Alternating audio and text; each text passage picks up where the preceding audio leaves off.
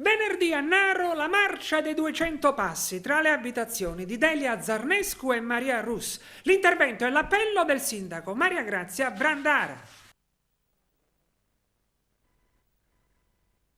Il romeno di 24 anni Omar Edgar Nedelkov, che ha massacrato le due cinquantenni romene a Naro sol perché si sono opposte alle sue pretese sessuali, è detenuto nel carcere di Gela. Il tribunale di Agrigento ha convalidato l'arresto e le prove a suo carico, già ampiamente descritte, sono schiaccianti. Nel frattempo il sindaco di Naro, Maria Grazia Brandara, ha organizzato la marcia dei 200 passi, parafrasando i 100 passi tra le abitazioni di Peppino Impastato e Tano Badalamenti a Cinisi.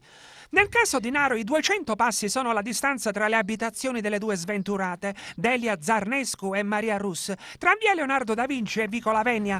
La popolazione è invitata a partecipare alla marcia venerdì 12 gennaio dalle ore 17 in poi e Maria Grazia Brandara ha scritto: i fatti di inaudita violenza che ci hanno tristemente portato alla ribalta delle cronache nazionali e internazionali, con la barbarie che ha caratterizzato l'uccisione di Delia e Maria, hanno raccolto lo sdegno, la solidarietà e il dolore profondo di una popolazione, quella narese, profondamente ferita in quelli che sono i suoi valori e la sua educazione al rispetto dell'altro. Per questo, e conoscendo l'umanità propria dei miei concittadini, ho voluto organizzare la marcia. Ci sarà un momento di raccoglimento e commemorazione in piazza Cesare Battisti, davanti alla chiesa di Sant'Erasmo, e a conclusione della marcia dei 200 passi saranno portati dei fiori davanti alle porte delle case delle due donne uccise. Proprio da piazza Cesare Battisti partirà la marcia dei 200 passi, a cui dovrebbe prendere parte anche il console della Romania, che è stato da me invitato.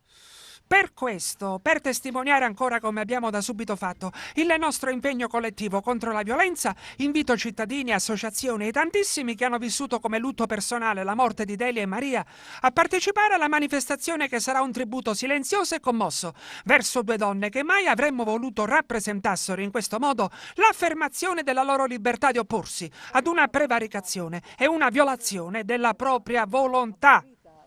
Stigmatizzata, non si può ammazzare le persone, ammazzarle.